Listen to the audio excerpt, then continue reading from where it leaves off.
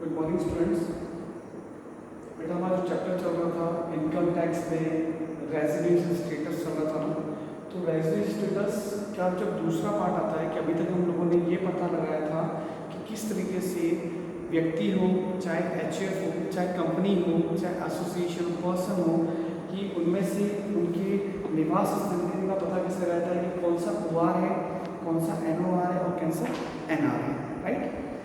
आज हम ये आज जो पढ़ रहे हैं वो ये पढ़ रहे हैं कि हमें ये पता लगा कि ओआर क्या होता है, एनआर क्या होता है और एनआर क्या होता है, उसकी कंडीशंस क्या होती है। ये लोग हम लोग पढ़ चुके हैं, डिस्कस भी कर चुके हैं। लेकिन आज जो हम लोग पढ़ रहे हैं वो पढ़ रहे हैं कर भाग इंसिडेंस ऑफ टैक्स। मीन्स ये होता है कि कौन सी इनकम पे टैक्स ओआर को देना है, एनओआर को देना है या एनआर को देना है, ये हम डिस्कस करेंगे।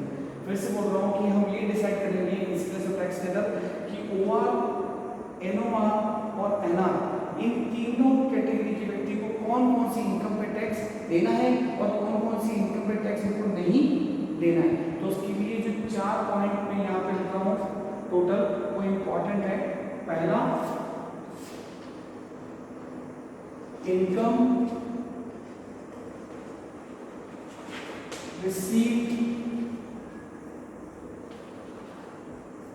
in India either it is earned in India or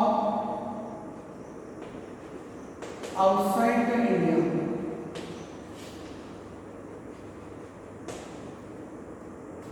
ठीक है बेटा।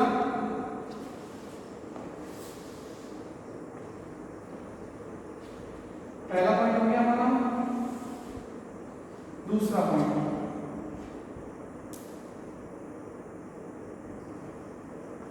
Income earn in India either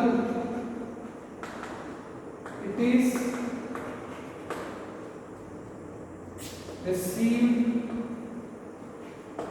in India or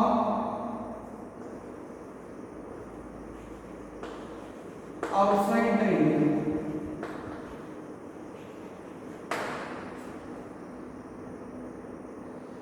दूसरा पॉइंट हो गया हमारा। तीसरा point, income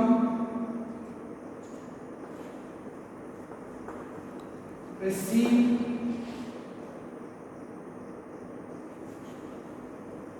from the business which is controlled from India।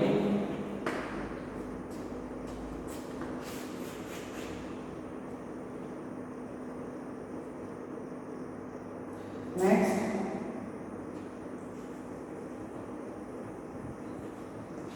Income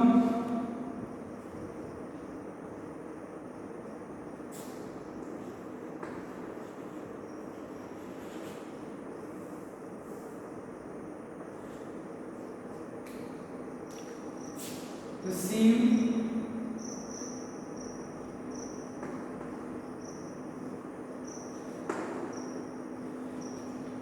from that business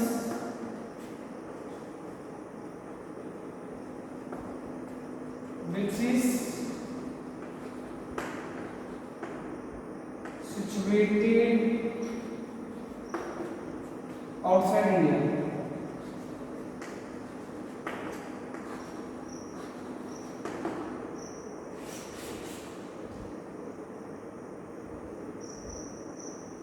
और last and final,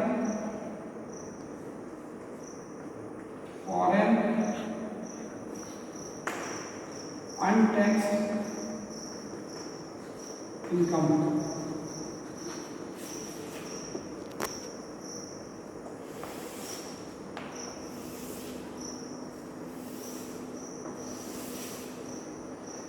देखिए पहला पॉइंट क्या है हमारा, income received in India either it is earned in India और आउटसाइड द इंडिया। इस point का मतलब क्या है, ऐसी कोई इनकम जो कि आपने इंडिया में रिसीव किया है, क्या लिखना है, इनकम रिसीव्ड इन इंडिया। कोई भी इनकम जो आप भारत में प्राप्त कर रहे हैं, कोई भी इनकम आप क्या है भारत में प्राप्त कर रहे हो, अब वो इनकम चाहे आपने भारत के बाहर कमाई हो या भारत में कमाई हो, उस पर टैक्स तीनों को ओआर को देना पड़ेगा, एनआर को देना पड़ेगा, एनआर को देना पड़ेगा। मैं फिर से बोलता हूँ, ऐसी इनकम जो आपने भारत के अंदर कमाई हो चाहे भारत के बाहर कमाई हो, मैटर वो नहीं है, मैटर ये है कि वो इनकम अगर आप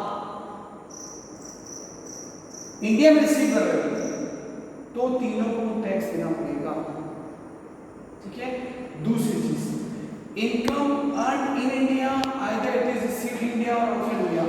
अब ऐसी कोई इनकम जो आपने इंडिया में कमाई है, कोई भी इनकम जो आपने भारत में कमाई है, अब उसे आप भारत में प्राप्त कर रहे हो, भारत के बाहर भी प्राप्त कर रहे हो, तब भी टैक्स तीनों को देना पड़ेगा। तो फिर से रिपीट कर दो पॉइंट को, इनकम आपने अगर इंडिया में रिसीव की है, फिर उस इनकम को आपने इंडिया के बाहर कमाया हो या इंडिया के अंदर कमाया हो, तीनों को टैक्स देना पड़ेगा। और इसके रिवर्स पॉइंट कि अगर आपने इनकम इंडिया में कमाई है, फिर भले आप उसको इंडिया के बाहर रिसीव कर रहे हो या इंडिया के अंदर रिसीव कर रहे हो, तीनों को टैक्स देना पड़ेगा। तीसरा point, income receive from the business which is control from India. मान लीजिए कोई बिजनेस है किसी व्यक्ति का, वो इंडिया के बाहर है, मतलब इंडिया के बाहर कहीं भी किसी भी कंट्री में कोई बिजनेस है, लेकिन उस बिजनेस का कंट्रोल अगर इंडिया से हो रहा है, तो उस केस में ओआर और एनआर का टैक्स देना पड़ेगा, एनआर का टैक्स नहीं देना पड़ेगा। फिर से बोल रहा हूँ, जो बिजनेस इंडिया के बाहर सिचुएटेड है, बाहर स्थापित है और उस बिजनेस का कंट्रोल भारत देश से किया जा रहा है, तो उस केस में ओआर और एनओआर दोनों को टैक्स देना है, एनआर को टैक्स नहीं देना है। Next point, income receive from that business which is situated outside India and income received outside India.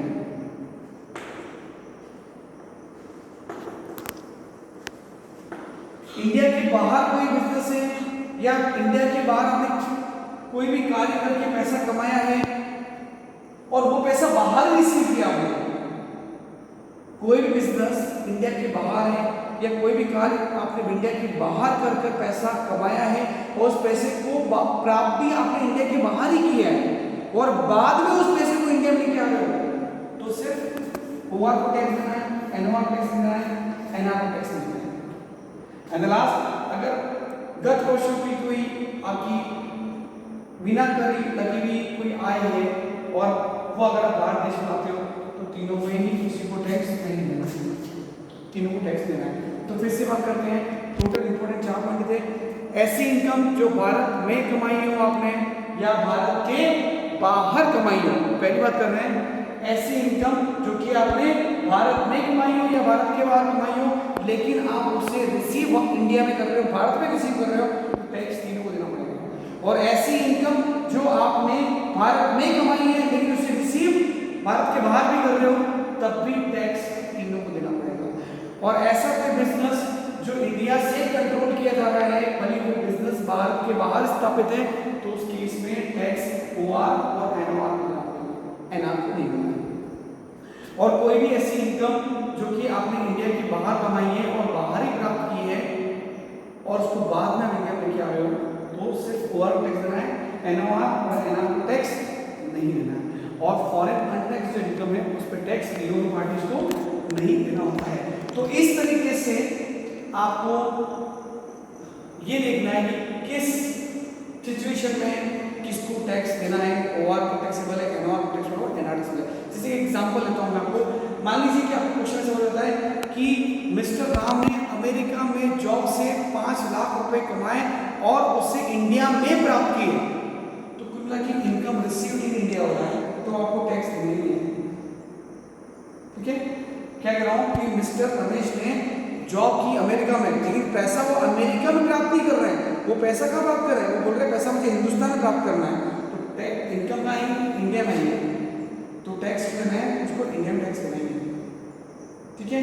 और मान लीजिए कि कोई बिजनेस है, मान लीजिए कनाडा में कोई बिजनेस है जिसका कंट्रोल इंडिया से हो रहा है, तो उस केस में हम क्या बोलेंगे कि भाई कनाडा में 50,000 बिजनेस से आए नहीं जिसका नियंत्रण भारत से किया जाता है, तो उस केस में आपको ओआर को टैक्स करना पड़ेगा और एनआर को टैक्स करना पड़ेगा।